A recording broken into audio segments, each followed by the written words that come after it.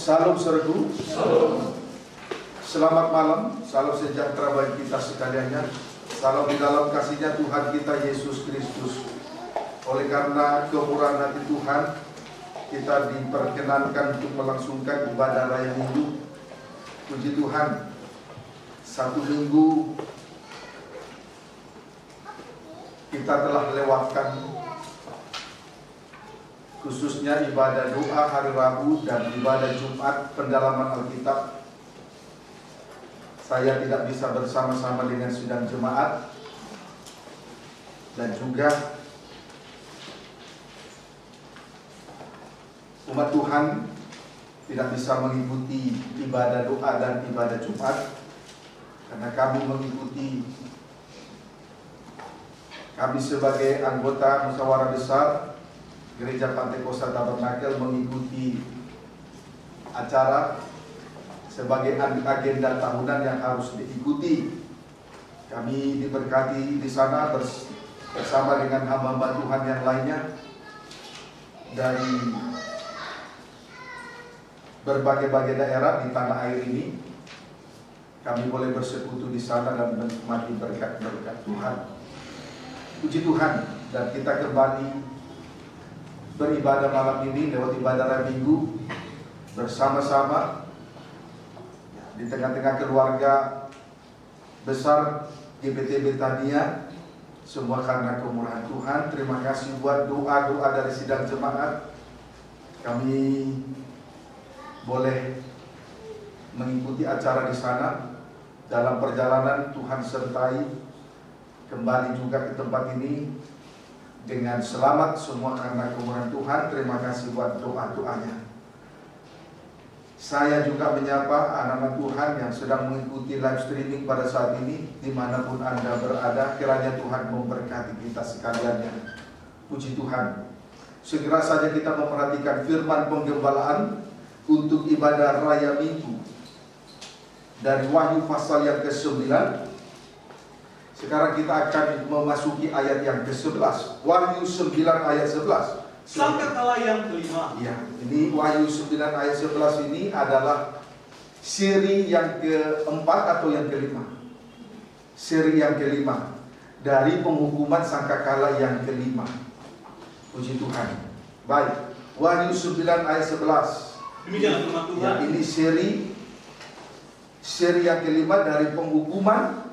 Seri yang kelima, penghukuman dari sangkakala yang kelima. Silakan. Dan raja yang memerintah mereka ialah malaikat jurang maut. Ya, raja yang memerintah mereka ialah malaikat jurang maut. Terus namanya dalam bahasa Ibrani ialah Abaddon. Ya. Dan dalam bahasa Yunani ialah Apollyon. Puji Tuhan. Raja yang memerintah mereka di sini yaitu prajurit-prajurit yang dilepaskan untuk merusak dan menyakiti manusia. Sesuai dengan Wahyu pasal yang ke-9 ayat 2 dan 3. Selama 5 bulan ialah malaikat jurang maut. Saya ulangi, raja yang memerintah mereka yaitu prajurit-prajurit yang dilepaskan untuk merusak dan menyakiti manusia selama 5 bulan ialah malaikat jurang maut. Puji Tuhan. Dalam bahasa Ibrani disebut Abaddon. Dalam bahasa Yunani disebut dengan Apollyon. Pendeknya, setiap dosa ada yang memerintah. Setiap dosa itu ada yang memerintah, ada yang mengatur, yaitu roh jahat dan roh najis. Misalnya, perbuatan zina diperintah oleh roh zina, atau perbuatan dusta diperintah oleh roh dusta. Itulah sebabnya dosa itu sangat sukar sekali untuk dilepaskan, karena ada malaikatnya, yaitu roh-roh jahat dan roh-roh najis yang membawa manusia sampai pada perbuatan itu. Amin, sore. Puji Tuhan. Berarti dalam hal ini kita tidak hanya berjuang melawan dosa, tetapi juga berjuang melawan malaikat jurang maut sebagai raja yang memerintah sehingga terjadinya perbuatan dosa itu. Paham, saudaraku? Amin. Matius pasal sebagaimana perumpamaan Yesus tentang roh jahat yang keluar dari rumah itu. Injil Matius pasal 12.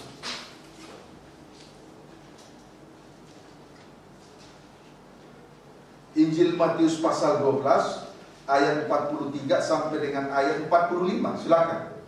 Kembalinya roh jahat. Ya. Apabila roh jahat keluar dari manusia, ia pun mengembara ke tempat-tempat yang tandus, Ya. mencari perhentian. Mencari perhentian. Terus? Tetapi ia tidak mendapatnya. Lalu ia berkata, aku akan kembali ke rumah yang telah kutinggalkan itu. Maka pergilah ia dan mendapati rumah itu kosong, bersih tersapu dan rapi teratur. Bersih, tersapu dan rapi teratur. Terus? Lalu ia keluar dan mengajak 7 roh lain yang lebih jahat daripadanya. Dan mereka masuk dan berdiam di situ. Ya. Maka akhirnya keadaan orang itu lebih buruk daripada keadaannya semula. Demikian juga akan berlaku atas angkatan yang jahat ini. Atas angkatan yang jahat ini. Perhatikan kalimat. Bersih tersapu dan rapi teratur. Perhatikan kalimat. Bersih tersapu dan rapi teratur. Kalimat ini menunjukkan bahwa dosa tidak terlihat di dalamnya. Amin, saudaraku. Amin. Ya. Kalimat ini menunjukkan bahwa dosa tidak terlihat lagi di dalamnya. Tetapi sayangnya rumah itu kosong. Tetapi sayangnya rumah itu kosong. Titik. Step pertama, bersih tersapu itu adalah hasil pekerjaan dari firman Allah. Bersih tersapu itu adalah hasil dari pekerjaan dari firman Allah. Step yang kedua, rapi teratur itu adalah hasil pekerjaan dari Roh El Kudus. Puji Tuhan. Tetapi sayangnya rumah itu kosong. Itu yang sangat disayangkan. Bersih tersapu itu hasil pekerjaan dari firman Allah. Kemudian rapi teratur itu adalah pekerjaan dari Roh El Kudus. Tetapi sayangnya rumah itu kosong. Puji Tuhan. Kita lihat dulu tentang kosong di dalam Kejadian 1 ayat 1 sampai 2. Ya, silakan. Allah menciptakan langit dan bumi serta isinya. Iya. Pada mulanya Allah menciptakan langit. Pada mulanya Allah menciptakan langit dan bumi. Pada mulanya. Ayat 2. Bumi belum berbentuk dan kosong. Berbentuk dan kosong. Terus? Gelap gulita menutupi samudera raya. Ya. Dan roh Allah melayang-layang di atas permukaan air. Ya. Kosong berarti belum berbentuk. Kosong berarti belum berbentuk. Kalimat belum berbentuk ini kalau dibandingkan dengan Kejadian 1 ayat 26 sampai dengan ayat 27 berarti tidak segambar dan tidak serupa dengan Allah. Amin, saudaraku. Saya ulangi, kosong berarti belum berbentuk. Kalimat belum berbentuk kalau kita bandingkan dengan Kejadian 1 ayat 26 dan 27, saudara bisa baca di rumah masing-masing, berarti tidak segambar dan tidak serupa dengan Allah. Kesimpulannya, kosong artinya Allah tidak memerintah di dalamnya. Kesimpulannya, kosong artinya Allah tidak memerintah di dalamnya. Kejadian 1 ayat 2. Kembali dibaca ayat 2. Kejadian 1 ayat 2. Bumi belum berbentuk dan kosong. Ya. Gelap gulita menutupi samudera raya. Ya. Dan roh Allah melayang-layang di atas permukaan air. Puji Tuhan. Kerugian yang terjadi apabila Allah tidak memerintah di dalamnya, diliputi atau dikuasai kegelapan. Amin, saudaraku. Kerugian yang terjadi apabila Allah tidak memerintah di dalamnya. Tadi rumah itu kosong, alias kosong. Rumah itu kosong, Allah tidak memerintah di dalamnya. Kosong berarti Allah tidak memerintah di dalamnya. Kerugian yang terjadi apabila Allah tidak memerintah di dalamnya, diliputi atau dikuasai kegelapan. Saudaraku, kegelapan adalah tempat yang paling efektif untuk menyembunyikan dosa. Sebab di dalam kegelapanlah setan atau roh jahat dan roh najis berkuasa. Amin, saudaraku. Oleh sebab itu, jangan biasakan menyembunyikan dosa. Keluarlah dari kegelapan itu dan berada dalam terang dengan cara atau dengan jalan mengakui segala dosa yang belum diakui. mengakui segala dosa. Keluarlah, jangan biasakan menyembunyikan dosa. Keluarlah dari kegelapan itu. Jalannya, caranya, mengakui segala dosa yang belum diakui. Kiranya dapat dipahami. Sebab kerugian kalau rumah kosong diliputi kegelapan. Kegelapan tempat yang paling efektif untuk menyembunyikan dosa. Sebab disitulah setan berkuasa. Disitulah setan memerintah dan mengatur sehingga terjadilah perbuatan dosa. Sebab itu jangan biasakan menyembunyikan dosa. Keluarlah dari kegelapan itu. Caranya, akui segala dosa yang belum terakui supaya berada dalam terang. Amin, saudaraku. Puji Tuhan. Efesus 6 ayat 12.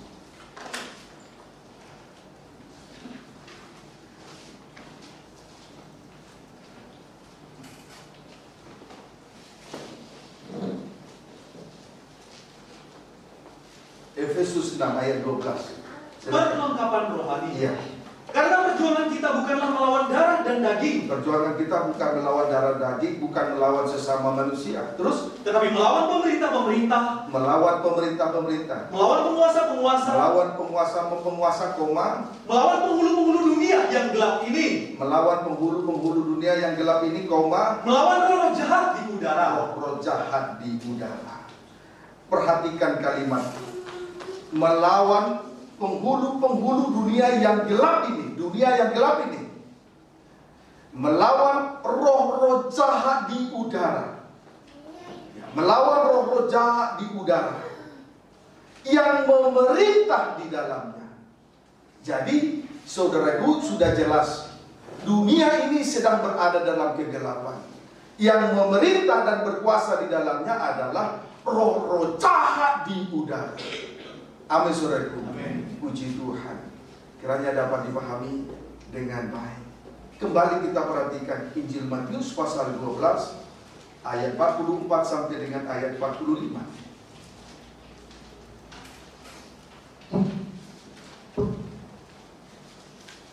Silakan. Demikian firman Tuhan. Ya. Lalu ia berkata, Ya. aku akan kembali ke rumah yang telah kutinggalkan itu. Lalu ia berkata, roh jahat yang keluar dari rumah itu berkata, aku akan kembali ke rumah yang telah kutinggalkan itu. Terus pergilah ia Ya. dan mendapati rumah itu kosong. Masih kosong. Sekalipun bersih, tersapu, dan rapi teratur. Ayat 45 terus. Lalu ia keluar dan mengajak 7 Iya. roh yang lain Iya. yang lebih jahat daripadanya. Ya, akhirnya dia keluar dari rumah itu, mengajak 7 roh yang lain yang lebih jahat daripadanya. Terus Dan mereka masuk dan berdiam di situ. berdiam, memerintah, berkuasa. Puji Tuhan. Terus Maka akhirnya keadaan orang itu lebih buruk daripada keadaannya semula. Ya. Demikian juga akan berlaku atas angkatan yang jahat ini. akhirnya roh jahat itu kembali ke dalam rumah itu. Sekalipun rumah itu bersih, tersapu, dan rapi teratur, tetapi rumah itu kosong. Sehingga roh itu mengajak 7 roh yang lain yang lebih jahat daripadanya. Jadi karena rumah itu kosong, rumah itu memang bersih, tersapu, dan rapi teratur, tetapi masih kosong. Karena rumah itu masih kosong, maka ia mengajak 7 roh lain yang lebih jahat masuk ke dalam rumah itu, berkuasa dan memerintah, sehingga terjadilah perbuatan dosa. Amin, saudaraku. Puji Tuhan.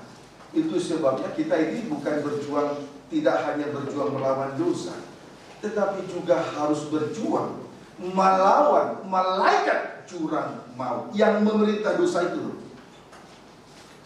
Itu sebabnya dosa itu sukar sekali lepas, karena ada malaikatnya, yaitu roh jahat dan roh najis.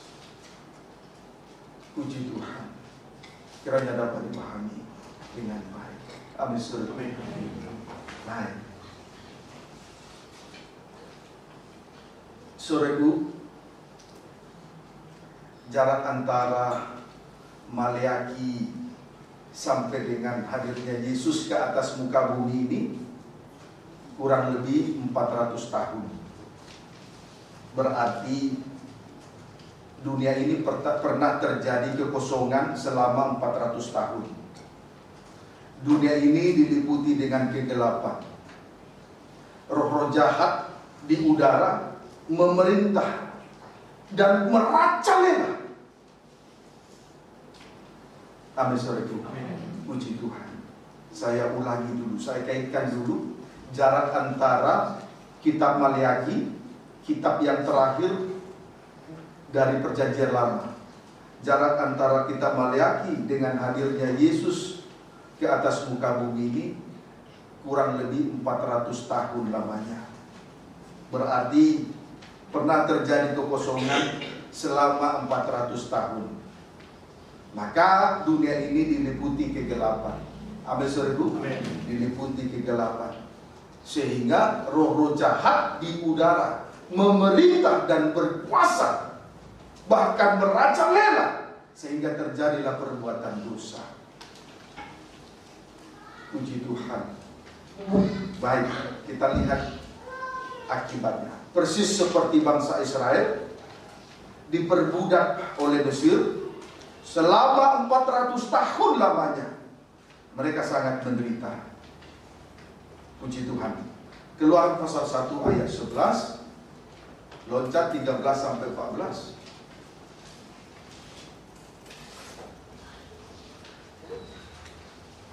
Keluaran 1 ayat 11, 13 sampai 14, baca. Orang Israel ditindas di Mesir. Iya. Sebab itu pengawas-pengawas Rodi ditempatkan atas mereka untuk menindas mereka dengan kerja paksa. Mereka harus mendirikan bagi Firaun kota-kota perbekalan. Kota-kota perbekalan, terus yang di Pitom dan Ramses. Puji Tuhan. Bangsa Israel sangat tertindas dengan kerja paksa, sebab mereka harus mendirikan bagi Firaun kota-kota perbekalan.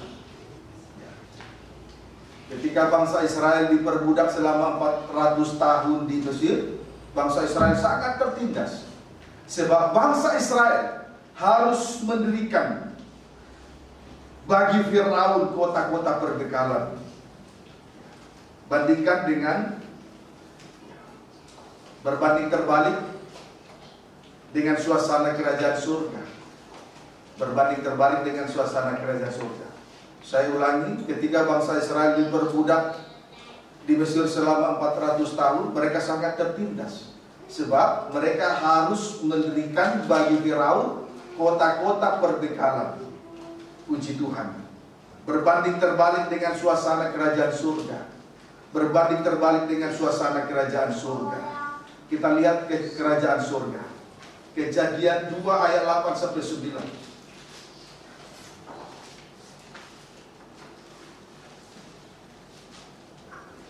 Kejadian 2 ayat 8 sampai dengan ayat 9. Baca. Manusia dan Taman Eden. Manusia dan Taman Eden.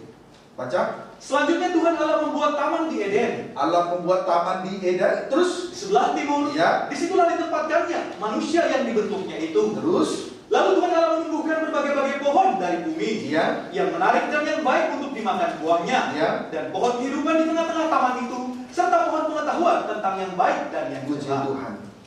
Tuhan Allah membuat taman di Eden di sebelah timur. Disitulah Adam dan Hawa ditempatkan. Ini suasana surga. Amin, saudaraku. Inilah suasana surga. Selanjutnya, Tuhan menyediakan segala sesuatu yang dibutuhkan oleh Adam dan Hawa, yaitu menumbuhkan berbagai-bagai pohon dari bumi. Inilah suasana surga. Tuhan yang menyediakan segala sesuatu bagi Adam dan Hawa. Berbanding terbalik dengan bangsa Israel ketika diperbudak di Mesir selama 400 tahun. Mereka sangat tertindas karena mereka harus menyediakan bagi Firaun kota-kota perbekalan, supaya ada perbekalan, ada bekal hidup, perbekalan. Berbanding terbalik dengan suasana surga. Berbanding terbalik dengan suasana surga. Tuhan Allah membuat taman di Eden. Di sebelah timur, disitulah Adam dan Hawa ditempatkan. Selanjutnya Tuhan menyediakan segala sesuatu yang dibutuhkan oleh Adam dan Hawa. Tuhan yang menyediakan segala sesuatu yang dibutuhkan oleh Adam dan Hawa. Jadi berbanding terbalik. Berbanding terbalik. Amin, saudaraku. Perbudakan Israel di Mesir 400 tahun berbanding terbalik dengan suasana surga. Puji Tuhan, dalam suasana surga Tuhan yang menyediakan segala sesuatu. Seperti Adam dan Hawa di Taman Eden, Tuhan yang menyediakan segala sesuatu bagi Adam dan Hawa di Taman Eden, yaitu menumbuhkan berbagai-bagai pohon dari bumi, antara lain: satu, yang menarik dan yang baik untuk dimakan buahnya; dua, pohon kehidupan; tiga, pohon pengetahuan tentang yang baik dan yang jahat. Puji Tuhan. Sekarang kita lihat tentang yang menarik dan yang baik untuk dimakan buahnya. Itu menunjuk kepada kuasa Roh Kudus. Tentang yang menarik dan yang baik untuk dimakan buahnya menunjuk kuasa Roh Kudus. Itulah 9 buah Roh Kudus dan 9 karunia-karunia Roh Kudus. Galatia 5 ayat 21 sampai 23.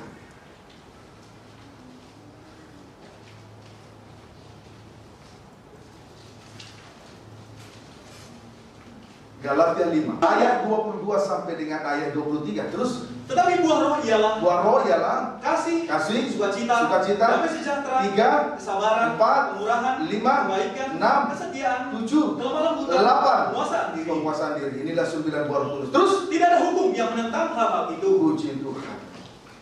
Tidak ada hukum yang menentang orang-orang yang hidup dengan 9 buah Roh Kudus. Inilah Tuhan, inilah yang Tuhan sediakan bagi Adam dan Hawa di Taman Eden. Amin, saudaraku. Amin. Puji Tuhan. Juga Tuhan sediakan bagi kita. Haleluya. Kalau kita hidup dengan kuasa Roh Kudus, kiranya dapat dipahami dengan baik. Sekarang ayat 24 sampai 25. 24 sampai 25. Terus, barang siapa menjadi milik Kristus, ia telah menyalibkan daging dengan segala hawa nafsu dan keinginannya. Terus, jikalau kita hidup oleh Roh, baiklah hidup kita juga dipimpin oleh Roh. Ya. Hidup oleh Roh berarti dipimpin oleh Roh. Tandanya telah menyalibkan dagingnya dengan segala hawa nafsunya. Saya ulangi, hidup oleh Roh berarti dipimpin oleh Roh. Tandanya telah menyalibkan dagingnya dengan segala hawa nafsunya. Galatia 4 ayat 29. Baca. Tetapi seperti dahulu, ya, dia yang diperanakan menurut daging. Kita melihat contoh zaman dahulu kala. Dia yang diperanakan menurut daging, hidup menurut daging dan segala hawa nafsunya. Terus menganiaya yang diperanakan menurut Roh. Itulah Isa. Terus demikian juga sekarang ini. Ya, puji Tuhan. Yang diperanakan menurut daging yaitu Ismail, menganiaya yang diperanakan menurut Roh yaitu Isa. Jadi betul-betul orang yang hidup menurut Roh, memberi diri dipimpin oleh Roh. Tandanya menyalibkan daging. Banyak mengalami sengsara karena salib. Seperti zaman dahulu kala, Ismail yang lahir dari daging, Hagar daging, menyakiti Ishak yang lahir dari Roh. Itulah Sarah. Jadi betul, hidup di dalam Roh, memberi diri dipimpin oleh Roh. Tandanya menyalibkan daging dengan segala hawa nafsunya. Kalau daging sudah tersalib, tidak terlihat lagi hawa nafsu dan keinginannya. Nah, itu tanda orang yang hidup dalam Roh. Kiranya dapat dipahami dengan baik. Itulah yang Tuhan sediakan bagi kita. Tapi beda dengan orang yang diperbudak oleh dosa, seperti bangsa Israel 400 tahun di Mesir. Mereka sangat tertindas oleh dosa, sebab mereka harus menyediakan bagi Firaun kota-kota perbekalan. Beda dengan di dalam Tuhan. Tuhan yang menyediakan segala sesuatunya. Amin. Puji Tuhan. Salah satunya yang menarik dan yang baik untuk dimakan buahnya itu menuju kuasa Roh Kudus. Itulah 9 buah Roh Kudus. Kemudian itu juga 9 karunia Roh Kudus. 1 Korintus 12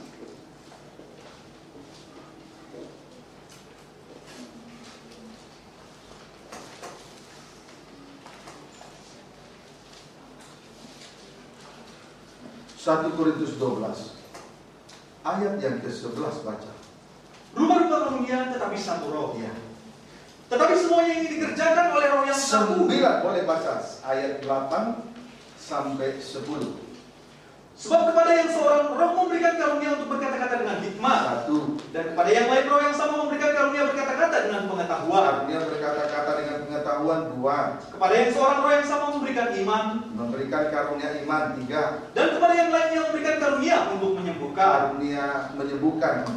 Kepada yang seorang roh memberikan kuasa untuk mengadakan mukjizat. Karunia untuk mengadakan mukjizat 5.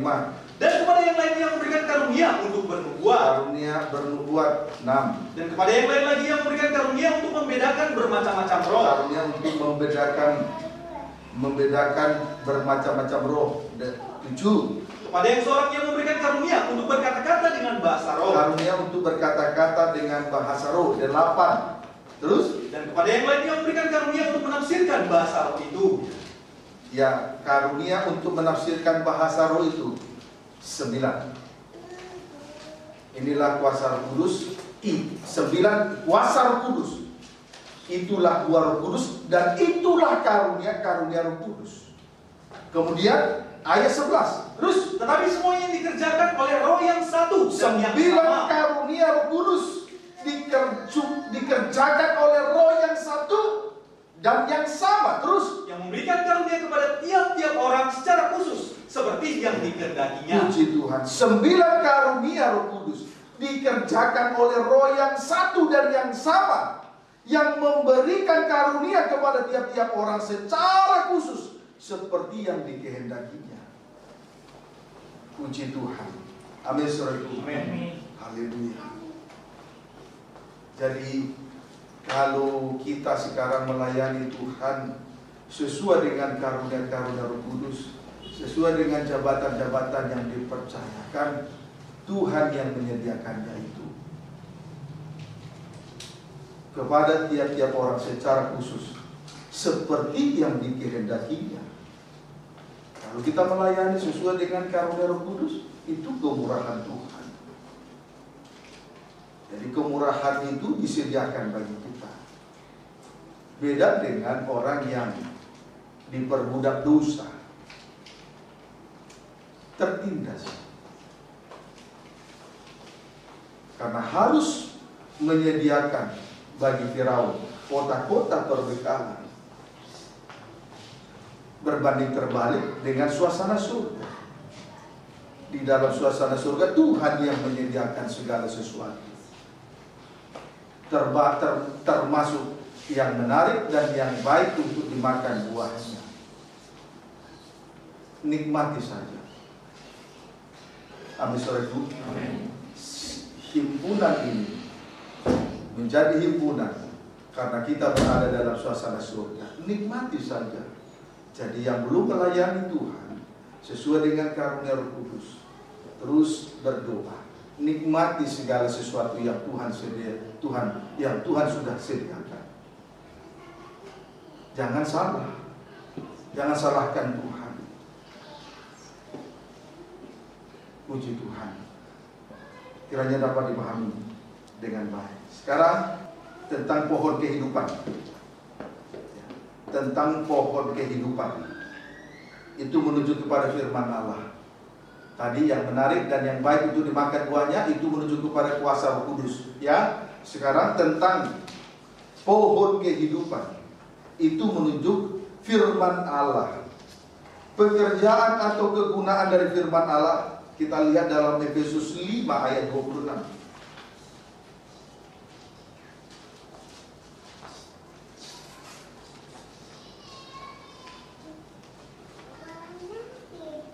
Efesus 5 ayat 26. Baca. Demikian firman Tuhan. Ya. Untuk menguruskannya, sesudah ia menyucikannya, ya, sesudah ia menyucikannya, terus dengan memandikannya dengan air dan firman. Iya. Dikuduskan dan dimandikan oleh air dan firman. Itulah kegunaan atau pekerjaan dari firman Allah, menguduskan dan memandikan kita semua. Dikuduskan dan dimandikan oleh air dan firman. Itulah kegunaan dan pekerjaan dari firman Allah. Yohanes 17,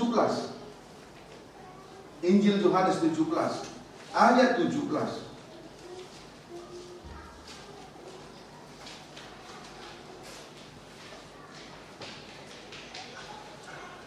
Baca. Demikian firman Tuhan. Ya. Kuduskanlah mereka dalam kebenaran. Kuduskanlah mereka dalam kebenaran. Terus firman-Mu adalah kebenaran. Puji Tuhan. Kuduskanlah mereka dalam kebenaran. Firman-Mu adalah kebenaran. Jadi kita dikuduskan oleh kebenaran. Itulah firman. Setiap orang, siapapun dia, tidak akan dapat menguduskan, tidak akan dapat menyucikan dirinya, sekalipun dia pejabat tinggi, sekalipun dia seorang motivator, sekalipun dia orang yang punya kedudukan tinggi, sekalipun dia punya harta, kekayaan uang yang banyak, ia tidak akan bisa menguduskan dirinya. Yang dapat menguduskan manusia adalah firman Allah. Sebab firman itu adalah kebenaran. Nah, Tuhan sediakan itu semua. Tuhan sediakan itu semua supaya kita nikmati. Kita tidak boleh bermegah dengan perkara lahiriah. Kedudukan, jabatan, bahkan ijazah yang tinggi tidak boleh bermegah. Justru kita harus menikmati firman Allah sebagai kebenaran yang berkuasa menguduskan setiap orang tanpa terkecuali. Tuhan sudah sediakan itu bagi kita. Kita nikmati saja. Kami serdu, puji Tuhan. Lihat, seorang motivator tidak bisa menyucikan dirinya, menguruskan dirinya selain firman Allah. Memberi motivasi bisa, tapi belum tentu bisa hidupnya hidup dalam kesucian. Belum tentu. Memberi semangat, gairah, motivator bisa. Itulah pekerjaan motivator.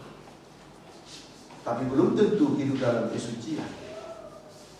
Hanya firman Allah yang sanggup menguduskan setiap orang. Karena firman Allah adalah kebenaran. Kiranya dapat dipahami dengan baik. Ya, amin saudaraku. Puji Tuhan. Kemudian tentang buah pohon pengetahuan yang baik dan yang jahat. Tentang buah pohon pengetahuan yang baik dan yang jahat. Itu menunjuk kepada kasih Allah. Itu menunjuk kepada kasih Allah. Kegunaan dari kasih Allah titik 2. 1. Menutupi banyak sekali dosa. 1 Petrus 4 ayat 8. 2. Sebagai pengikat yang mempersatukan dan menyempurnakan. 2. Sebagai pengikat yang mempersatukan dan menyempurnakan. Kolose 3 ayat 13 sampai dengan Kolose 3 ayat 13 sampai dengan ayat 14. Kolose 3 ayat 13 sampai dengan ayat 14. Baca. Demikian firman Tuhan. Ya. Manusia baru. Ya.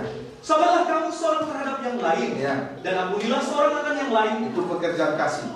Mengampuni. Selain itu terus. Apabila yang seorang menaruh dendam terhadap yang lain, Ya. sama seperti Tuhan telah mengampuni kamu, Ya. kamu berbuat jugalah demikian. Ayat 14 terus. Dan di atas semuanya itu, Ya. adalah kasih. Ya, itu pekerjaan kasih mengampuni. Selain itu pekerjaan dari kasih yang kedua terus. Sebagai pengikat yang mempersatukan dan menyempurnakan. Jadi kegunaan dari kasih atau pekerjaan dari kasih adalah mengampuni dosa orang lain. Yang kedua, yang mempersatukan dan menyempurnakan. Amin saudaraku. Ayat 15. Hendaklah damai sejahtera Kristus memerintah dalam hatimu. Ya, memerintah dalam hatimu terus. Karena untuk itulah kamu telah dipanggil menjadi satu tubuh. Dan bersyukurlah. Kalau kita diikat menjadi satu tubuh, itulah yang disebut tubuh Kristus yang sempurna. Maka akan terlihat dengan jelas dua perkara. Kalau anggota tubuh yang berbeda-beda itu diikat menjadi satu, diikat oleh kasih menjadi satu, maka akan terlihat dengan jelas dua perkara. Satu, ada damai sejahtera di dalamnya. Ada damai sejahtera di dalamnya. Dua, ada ucapan syukur yang mendalam. Ada ucapan syukur yang mendalam. Amin, saudaraku. Puji Tuhan. Kiranya dapat dipahami dengan sebab itu nikmatilah segala sesuatu yang Tuhan sudah sediakan di dalam kerajaannya ini. Himpunan kecil ini, di sini Allah bertata. Di dalamnya segala sesuatu telah Tuhan sediakan, termasuk buah pohon pengetahuan yang baik dan yang jahat. Itu menuju kepada kasih Allah. Nikmati saja kasih Allah. Nikmati saja kasih Allah. Amin, saudaraku. Puji Tuhan. Jadi satu, yang menarik dan yang baik untuk dimakan buahnya menuju kepada kuasa Roh Kudus. Dua, pohon kehidupan, itulah firman Allah. Nikmati. Tiga, buah pohon pengetahuan yang baik dan yang jahat menuju kepada kasih Allah. Nikmati saja. Selagi masih ada kesempatan. Tidak lama lagi Tuhan datang. Menurut kejadian-kejadian yang terlihat oleh mata, tanda itulah yang disebut tanda-tanda sama. Tidak lama lagi tsunami akan terjadi. Pergeseran lempengan di dasar laut Pandeglang sana akan terjadi, memicu terjadinya tsunami. Apabila tsunami itu terjadi, diprediksi kedalaman laut 71 meter di daerah Pandeglang. Setelah itu dia bergeser ke arah Jakarta 2 atau 3 jam. Ketinggian di Jakarta kurang lebih 40 meter. Sedangkan di daerah Banten Barat, khususnya Serang, ketinggian tsunami nanti 5,5 meter.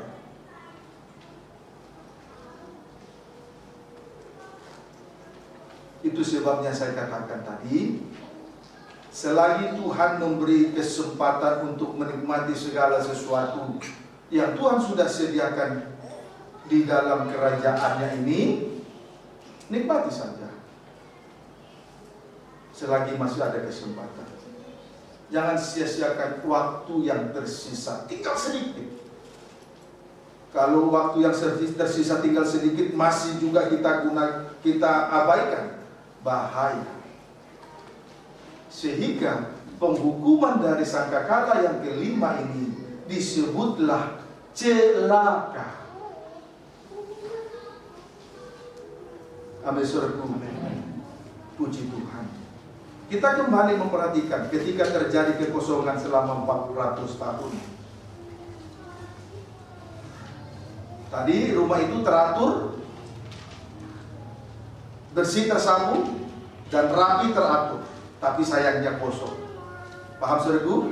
Kita kembali memperhatikan ketika terjadi kekosongan selama 400 tahun.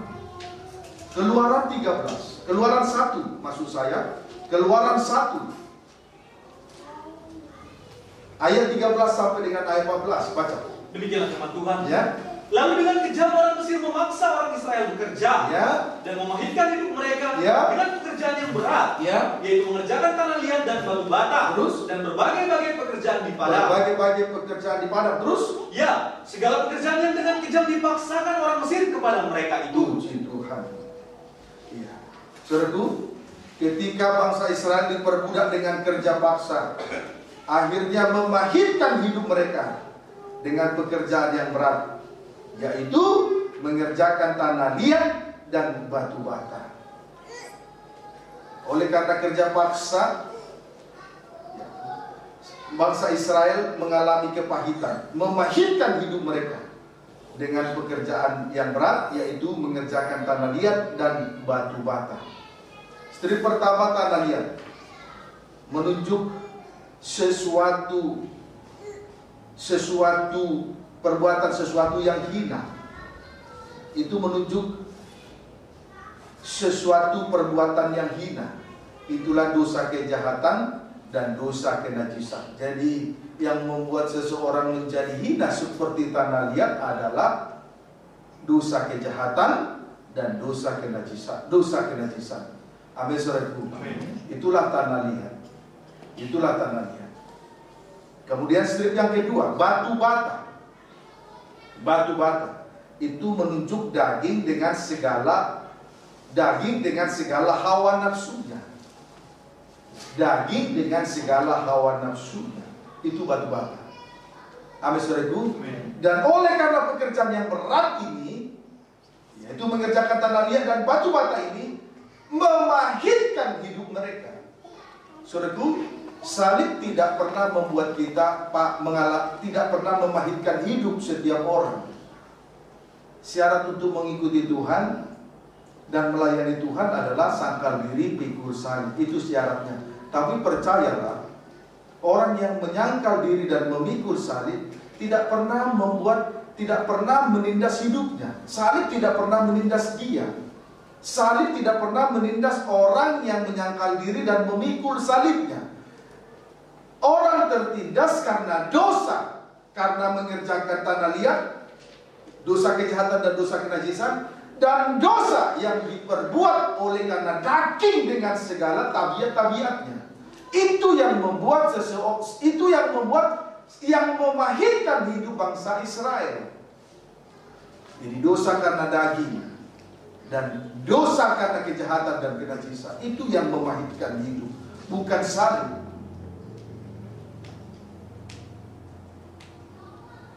Amin, saudaraku. Sampai juga akhirnya bangsa Israel mengerjakan berbagai-bagai pekerjaan di padang. Saya jadi teringat dengan Esau, seorang yang suka tinggal di padang, seorang yang suka berburu daging. Kalau tidak suka tinggal di kemah, tidak suka tinggal di dalam rumah Tuhan, ya suka tinggal di padang. Apa pekerjaan di padang? Yang berburu daging, hidup menurut daging dengan segala tabiat-tabiatnya. Ada 15 tabiat daging terlihat dengan jelas dalam Galatia pasal 5 ayat 19.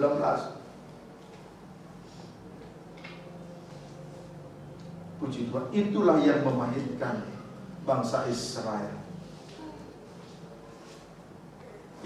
Itu kerugian yang terjadi ketika terjadi kekosongan. Amin, saudaraku. Puji Tuhan, kiranya dapat dipahami dengan baik.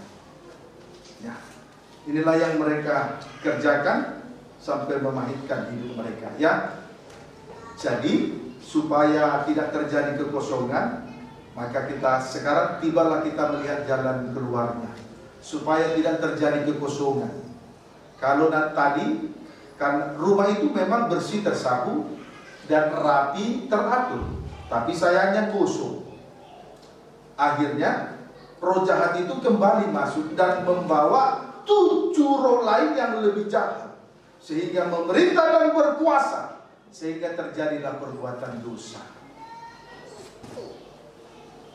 Itu sebabnya dosa itu sangat sukar sekali lepas dari diri seseorang, karena ada malaikat lain, karena ada roh jahat dan roh najis yang memerintah dosa itu.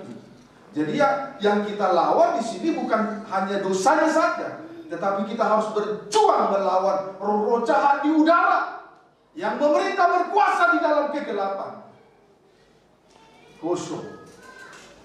Di situ dia memerintah. Puji Tuhan. Sebab itu, kalau kita perhatikan juga perumpamaan tentang rumah yang kosong ini, kita juga tidak boleh bermain-main dengan dosa kecil.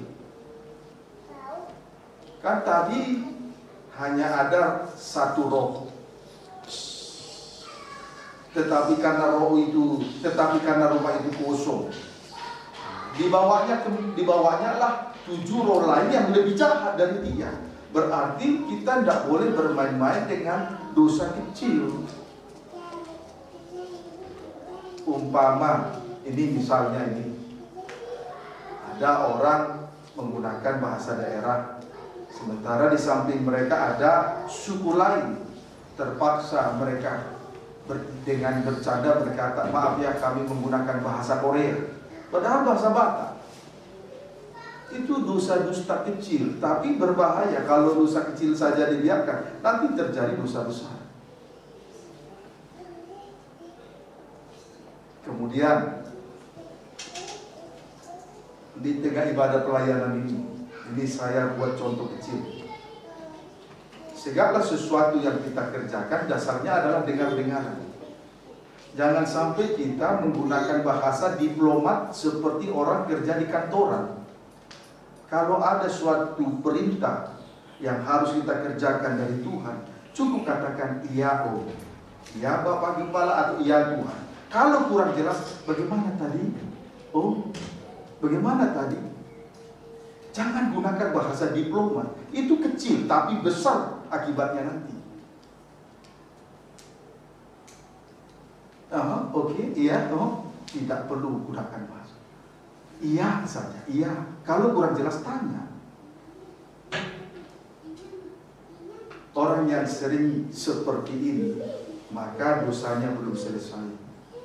Ketika Yesus menyelesaikan dosa di atas kayu salib, Yesus berkata, sudah selesai.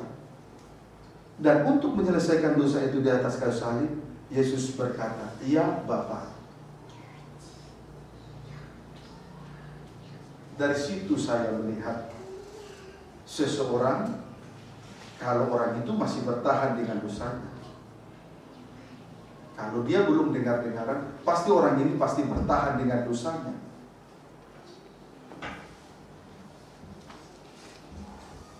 Amin, saudaraku. Puji Tuhan. Kita bersyukur. Jangan sampai ada kekosongan. Nanti terjadi kegelapan meliputi. Akibatnya terjadi kegelapan meliputi. Di dalam kegelapan setan berkuasa. Dia bertahta. Dia memerintah sampai terjadi perbuatan dosa.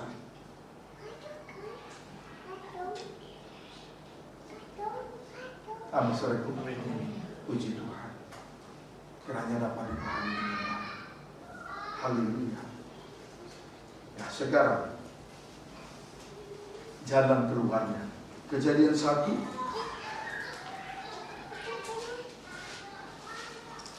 ayat 26 sampai 27. Demikian firman Tuhan. Ya. Berfirmanlah Allah. Allah berfirman. Terus, baiklah kita menjadikan manusia menurut gambar dan rupa kita. ya, supaya mereka berkuasa atas ikan-ikan di laut, dan burung-burung di udara, dan atas ternak, dan atas seluruh bumi, dan atas segala binatang melata yang merayap di bumi. Terus, maka Allah menciptakan manusia itu menurut gambarnya. Ya. Menurut gambar Allah diciptakannya dia, laki-laki dan perempuan diciptakannya mereka. puji Tuhan. Tadi belum berbentuk tadi, kosong berarti belum berbentuk. Belum berbentuk. Kalimat belum berbentuk tadi kalau dikaitkan dibandingkan dengan Kejadian 1 ayat 26 sampai 27, berarti belum segambar dan serupa dengan Allah. Amin, saudaraku. Tadi kan saya sudah katakan itu, belum segambar dan serupa dengan Allah. Puji Tuhan. Selamat malam, Pak. Puji Tuhan. Baik. Allah membentuk manusia menurut gambar dan rupa Allah. Supaya segambar dan serupa dengan Allah, maka kita harus melihat patron yang sudah dibuat oleh Musa, yaitu tabernakel. Supaya segambar tadi, Allah membentuk manusia menurut gambar dan rupa Allah. Supaya segambar dan serupa dengan Allah, supaya kembali kepada wujud semula, maka kita harus melihat patron yang sudah dibuat oleh Musa, yaitu tabernakel, pola tabernakel, pola atau patron tabernakel. Amin, saudaraku.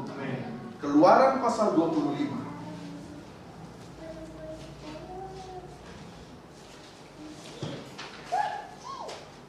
Ayat 8, baca.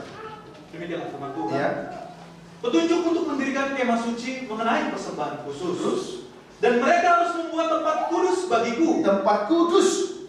Bagiku mendirikan kemah suci, bahasa Inggrisnya tabernakel. Terus supaya aku akan diam di tengah-tengah mereka. Ya, supaya aku akan diam di tengah-tengah mereka. Membuat tabernakel tujuannya supaya Allah diam di tengah-tengahnya sebagai raja dan memerintah. Berarti tidak ada lagi kekosongan. Amin, saudaraku. Puji Tuhan, tidak kosong. Kalau Allah memerintah dan berkuasa sebagai raja di tengah-tengahnya, berarti tidak kosong. Coba tampilkan dulu patron tabernakel. Ya, ini 3 dimensi. Ini tabernakel. The tabernacle of God. Bait Allah, bahasa Indonesianya bait Allah. Nah, ini tabernakel. Kembali ke denah. Ini 3 dimensi, ini denah. Ini tabernakel. Gambar kerajaan surga. Puji Tuhan. Inilah patronnya. Supaya kembali segambar serupa dengan Allah. Kembali kepada bentuk wujud Allah yang semula. Kita gunakan patron yang Tuhan sudah berikan, yaitu tabernakel yang didirikan oleh Musa. Amin, saudaraku. Puji Tuhan.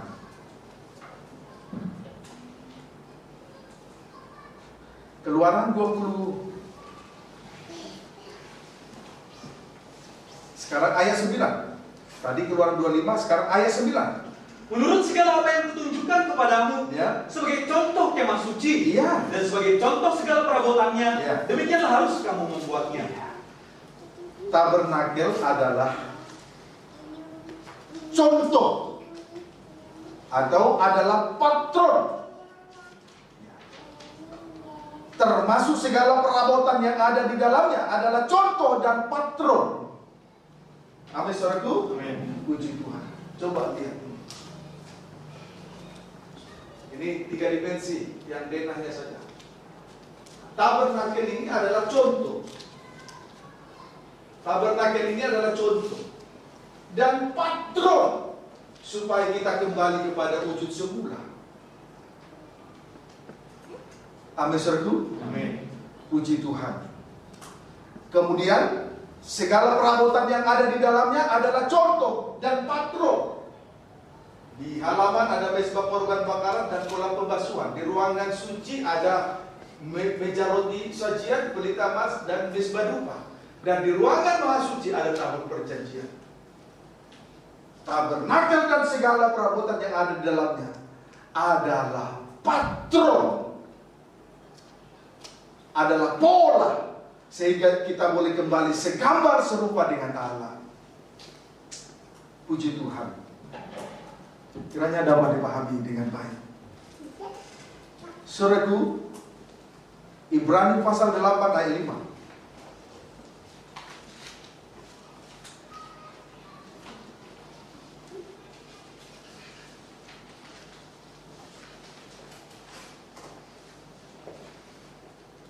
Ya, silakan. Imam besar perjanjian baru. Ya, imam besar perjanjian baru. Terus pelayanan mereka adalah gambaran dan bayangan dari apa yang ada di surga. Boleh baca di ayat 4 terlebih dahulu, penulisan ayat 5. Sekiranya ia di bumi ini, Yesus imam besar di bumi, terus ia sama sekali tidak akan menjadi imam. Iya, terus karena di sini telah ada orang-orang yang mempersembahkan persembahan menurut hukum Taurat. Menurut hukum Taurat, imam besar menurut hukum Taurat sudah ada, tapi Yesus bukan imam besar menurut hukum Taurat. Ayat 5. Pelayanan mereka adalah gambaran dan bayangan dari apa yang ada di surga. Ya, terus yang itulah tabernakel, melayani tabernakel adalah gambaran dan bayangan dari apa yang ada di surga. Terus sama seperti yang diberitahukan kepada Musa. Iya, tabernakel yang dibangun didirikan oleh Musa. Terus ketika ia hendak mendirikan kemah. Iya, terus ingatlah, demikian firman-Nya, iya, bahwa engkau membuat semuanya itu menurut contoh, menurut patron yang telah ditunjukkan kepadamu di atas gunung itu. Kiranya dapat dipahami dengan baik. Puji Tuhan. Kalau tabernakel adalah contoh dan patronnya, maka kita akan segambar dan serupa dengan Allah.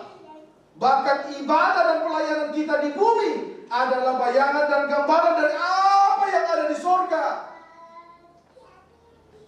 Ayo, layani Tuhan menurut patron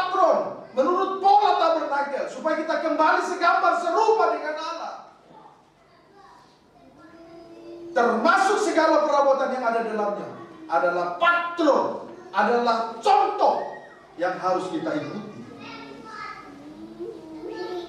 supaya kita kembali segambar dan serupa dengan Allah. Puji Tuhan.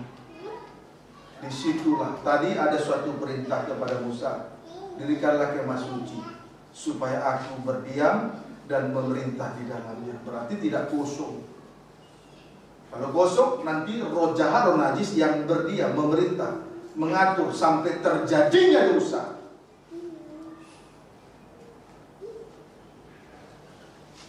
Amin, saudaraku. Puji Tuhan. Maka sangat jelas sekali kita mengikuti Tuhan. Banyak orang Kristen mengikuti Tuhan tapi tidak jelas, tidak punya pola, tidak punya patron, contoh yang Tuhan berikan. Tidak memiliki contoh.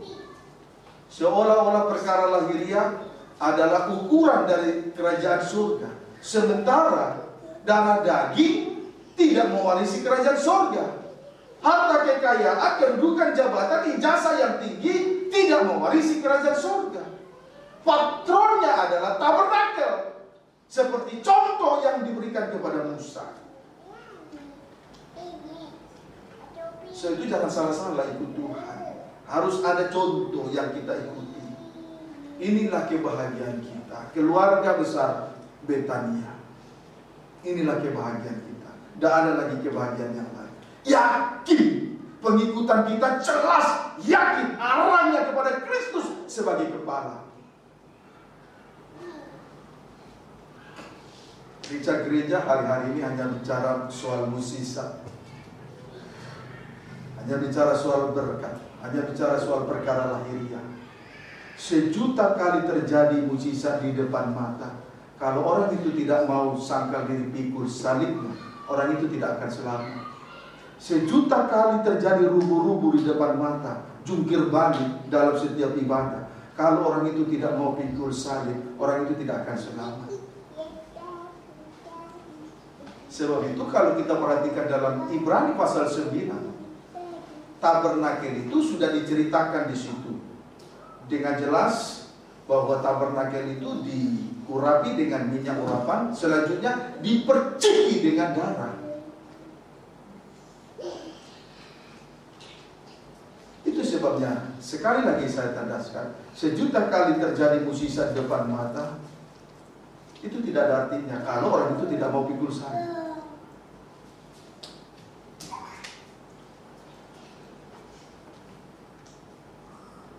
Sebab darah daging tidak mewarisi kerajaan surga. Perkara lahiriah tidak mewarisi kerajaan surga. Harta kekayaan, uang yang banyak, kedudukan yang tinggi, jasa yang tinggi, tidak mewarisi kerajaan surga. Ayo. Maka dalam hal ini, ketika kita mengikuti patron, contoh yang Tuhan sudah buat, kita tidak sesat. Pengikutan kita jelas. Di mana dia berada, di situ nanti kita akan berada. Saat ini dia sedang menyediakan rumah, dia sedang membangun. Nanti kalau sudah selesai, dia akan kembali menjemput kita di awal dan pertama. Puji Tuhan. Ayo, kita juga bekerja seperti dia bekerja. Di tengah-tengah ibadah dan pelayanan ini kita bekerja untuk Tuhan. Ibadah dan pelayanan ini kita bekerja untuk Tuhan, disertai dengan sangkal diri pikul salib. Puji Tuhan. Kiranya dapat dipahami. Ya, amin saudaraku. Tabernakel terdiri dari 3 daerah. Yang pertama halaman, daerah halaman. Nah, ini halaman. Pelataran atau pelataran di sebelah luar, ini halaman.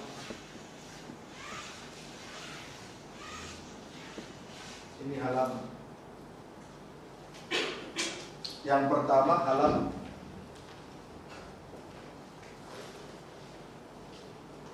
Itu menunjuk daerah pembenaran. Itu daerah pembenaran. Sama dengan daerah pembenaran. Di halaman terdapat 2 alat, yaitu 1 mezbah korban bakaran. Ini.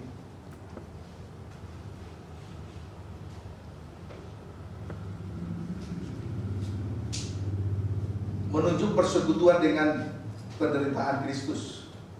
Mesbah korban bakaran itulah salib, sedangkan yang dikorbankan ialah anak domba Allah, Yesus Kristus. Berarti mesbah korban bakaran itu menunjuk kepada persekutuan dengan penderitaan Kristus. 2. Kolam pembasuhan, bejana pembasuhan atau kolam pembasuhan, sama dengan baptisan air, berbicara tentang pengalaman kematian dan kebangkitan Yesus Kristus. Itu daerah yang pertama. Daerah yang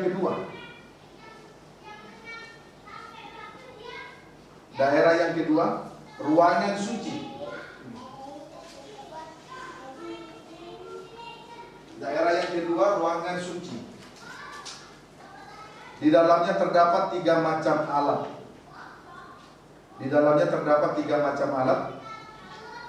Satu, meja roti sajian.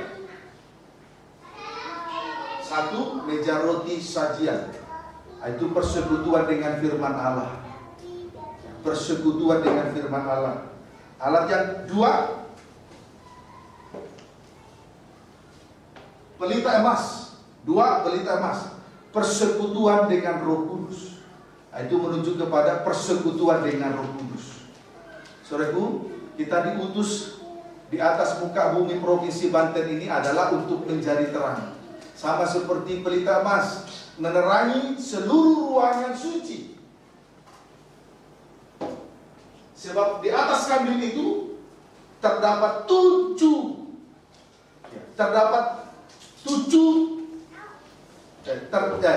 di atas kandil terdapat 7 obor menyala-nyala untuk menerangi seluruh ruangan suci. Puji Tuhan. Itu berbicara tentang orang-orang yang bersekutu dengan Roh Kudus, orang-orang yang diurapi, diutus ke seluruh bumi menjadi terang dunia. Puji Tuhan. Kemudian 3, mesbah dupa.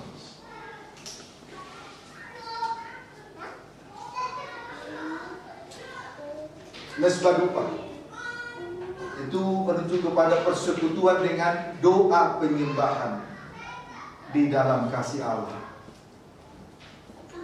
Puji Tuhan. Itu daerah yang kedua. Daerah yang ketiga itulah ruangan maha suci.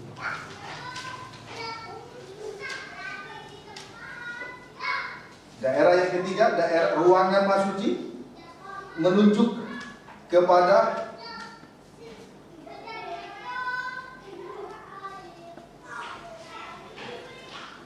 yang ketiga, daerah ruangan maha suci.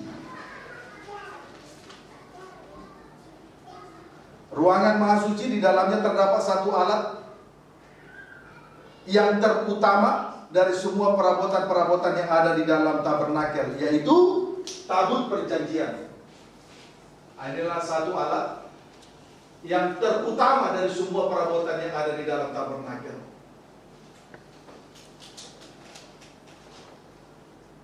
Tabut perjanjian ini berbicara tentang hubungan intim atau hubungan nikah, seperti tubuh menyatu dengan kepala. Ini berbicara tentang hubungan intim atau hubungan nikah, seperti tubuh menyatu dengan kepala.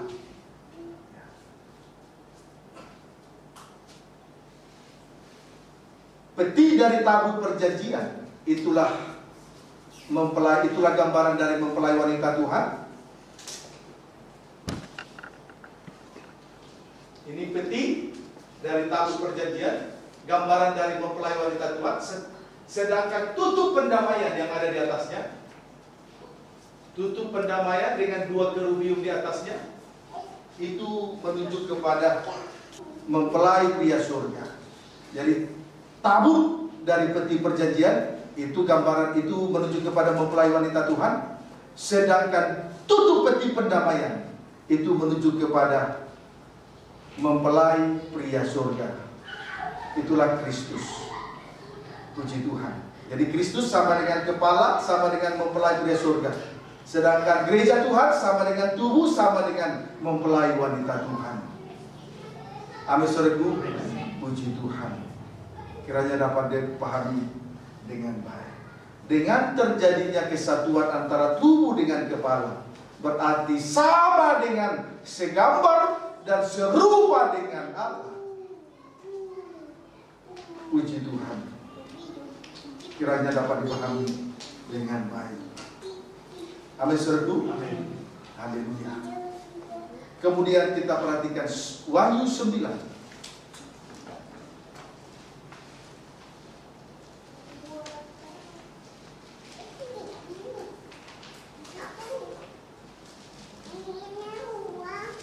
Ayat 13. Demikian firman Tuhan. Ya. Wahyu 9 ayat 12 maksud saya. Celaka yang pertama sudah lewat. Ya. Sekarang akan menyusul 2 celaka lagi. Iya. Kesimpulannya, celaka yang pertama sudah lewat.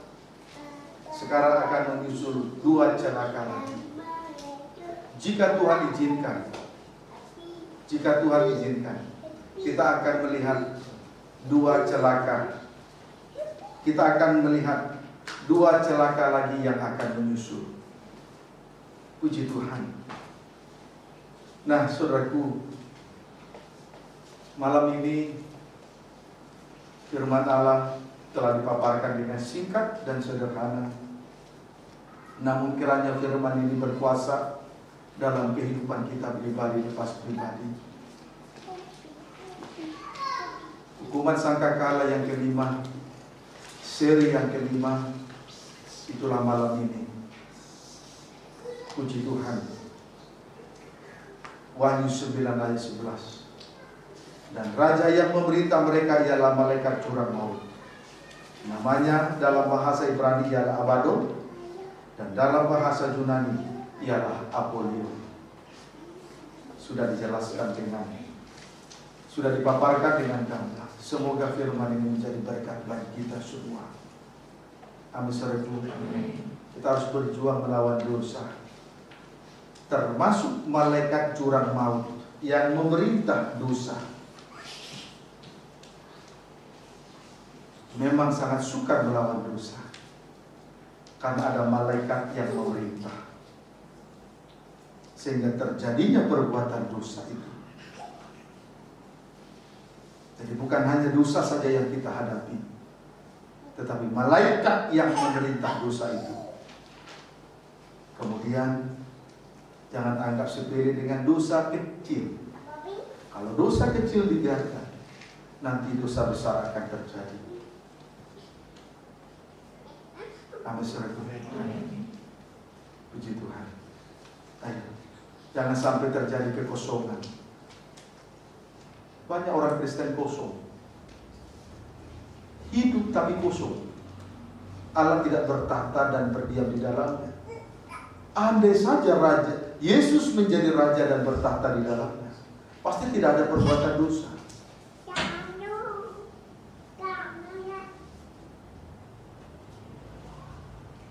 Jangan terjadi kekosongan. Kita sudah melihat kekosongan Maleakhi sampai kepada Yesus datang ke bumi 400 tahun. Terjadi kekosongan, berarti dunia ini diliputi dengan kegelapan, sehingga roh jahat dan roh najis berkuasa di dalamnya. Sebagaimana halnya bangsa Israel diperbudak di Mesir selama 430 tahun. Mereka sangat tertindas. Kenapa? Karena pekerjaan mereka hanyalah mengerjakan tanah liat dan batu bata. Tanah liat, perbuatan yang hina, itulah dosa kejahatan dan kenajisan. Jadi dosa ini yang membuat seseorang tertindas. Salib tidak pernah menindas manusia. Justru salib, darah salib yang membebaskan manusia dari dosa. Coba saja pikul salib. Kalau dihina sedikit, pikul saja, pasti bebas dari dosa.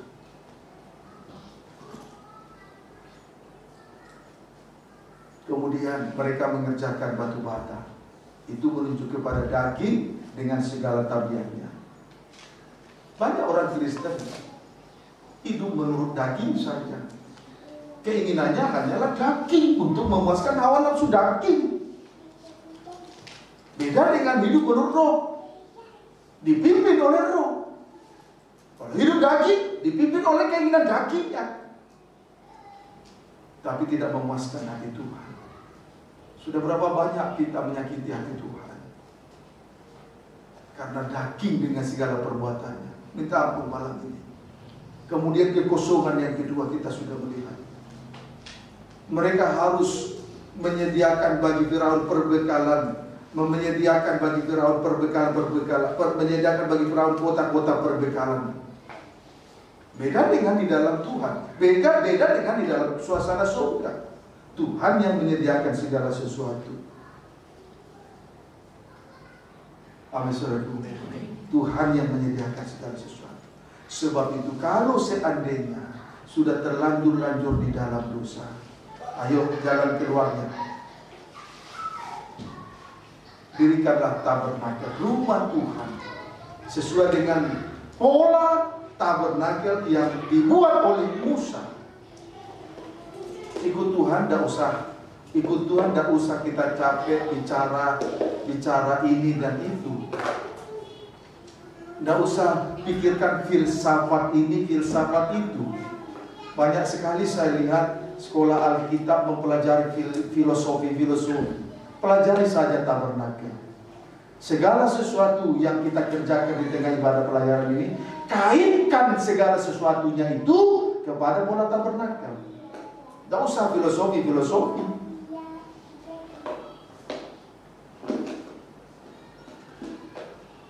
Menghabiskan waktu. Amin, saudara. Puji Tuhan. Baik, ayat yang terakhir.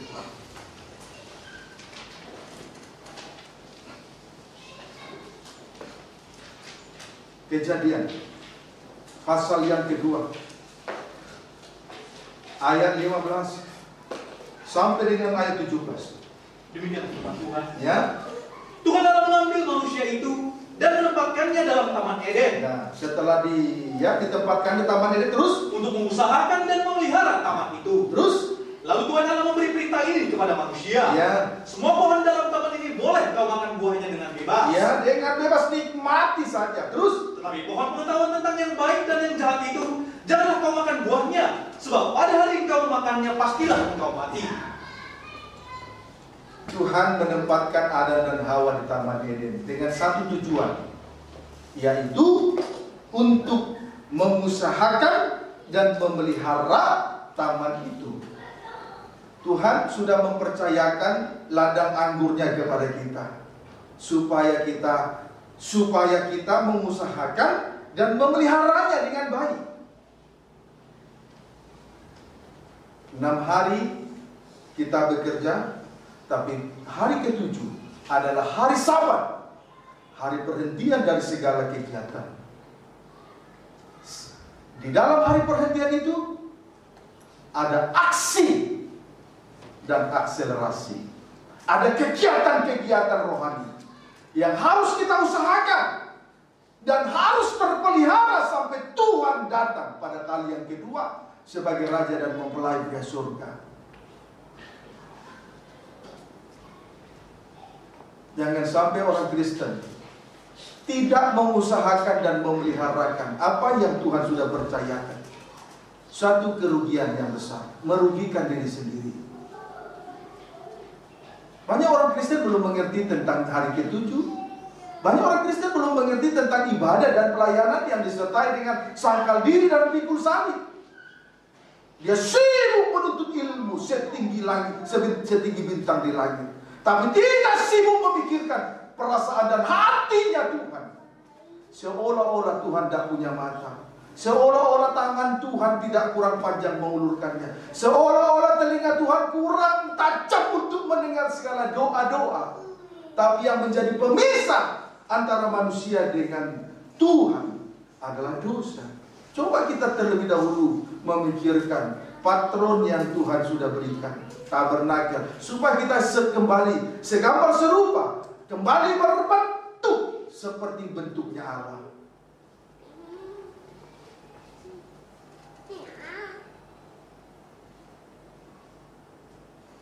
Amin, saudaraku. Itu tujuannya Adam dan Hawa ditempatkan di Taman Eden, untuk mengusahakan dan memeliharakan Taman Eden. 6 hari bekerja. Hari ke-7 adalah hari Sabat, hari perhentian dari segala kegiatan. Di dalam hari perhentian, hari ke-7, ada aksi, action, dan akselerasi. Itu yang harus kita usahakan, harus kita peliharakan. Amin, saudara. Puji Tuhan. Adapun kemudian selanjutnya, yang kedua, yang pertama mengusahakan dan memelihara taman itu. Yang kedua, mematuhi perintah Tuhan, yaitu semua pohon dalam taman ini boleh kau makan buahnya dengan bebas. Antara lain yang menarik, satu yang menarik dan yang baik untuk dimakan buahnya, itu persekutuan dengan Roh Kudus. 2, pohon kehidupan, itu menuju kepada persekutuan dengan firman Allah. Kemudian, tetapi pohon pengetahuan tentang yang baik dan yang jahat itu, janganlah kau makan buahnya. Tahu yang baik, tetapi tahu yang berbuat yang jahat. Buah semacam ini jangan dilakukan. Nah, 2 perintah ini harus diperhatikan sungguh-sungguh. Kalau tahu yang baik, tapi tahu juga berbuat jahat, persis seperti bangsa Israel, zaman Taurat bangsa Israel.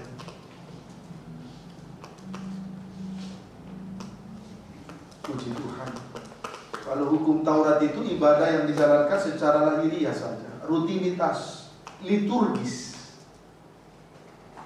Misalnya, mulut memuliakan Tuhan, tapi hatinya dan pikirannya jauh dari Tuhan, menolak firman yang disampaikan. Itu ibadah liturgis. Dan itu kebanyakan di dalam gereja sering terjadi. Bukan sering, hampir terjadi dalam setiap minggu. Ini yang disayangkan, kurang pahamnya orang Kristen tentang kebenaran firman. Kita yang sudah punya pendidikan SD, SLTB, SLTA, bahkan sudah kuliah, ayo harus memiliki pengertian semacam ini. Jangan sampai kita menjalankan ibadah liturgis, ibadah lahiriah di hari-hari terakhir, kedatangan Tuhan sudah tidak lama lagi. Esau sibuk berburu daging, sehingga pada saat dia mencari berkat yang satu itu dengan tangisan, dia ditolak sebab tidak ada lagi kesempatan. Kesempatan yang tersisa di hari-hari terakhir tinggal sedikit waktu. Jangan sampai yang sedikit ini kita sia-siakan karena berburu daging seperti Esau.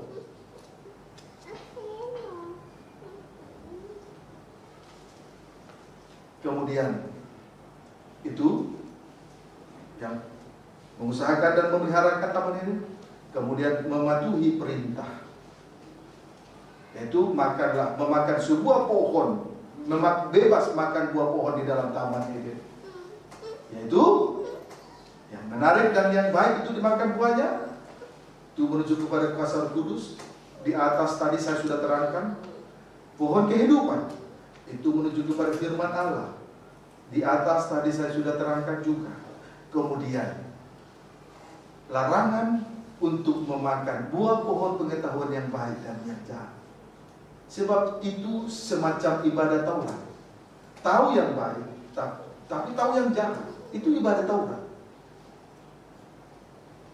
Ibadah Taurat, mulut memuliakan Tuhan, tapi hatinya jauh dari Tuhan. Berarti tubuh jasmani dipersembahkan kepada Tuhan, tetapi manusia batin tidak dipersembahkan kepada Tuhan. Itulah ibadah lahiriah, ibadah Taurat. Tidak mengandung janji dan kuasa, sehingga kejahatan dibalas dengan kejahatan. Mengasihi sesama, tetapi musuh dibenci. Itulah ibadah Taurat. Tidak sempurna dalam perbuatan baik, tidak sempurna di dalam kasih. Itulah ibadah Taurat, ibadah lahiriah. Mari kita perhatikan sungguh-sungguh apa yang Tuhan sudah paparkan malam ini. Tuhan Yesus memberkati kita semua. Kita tundukkan kepala.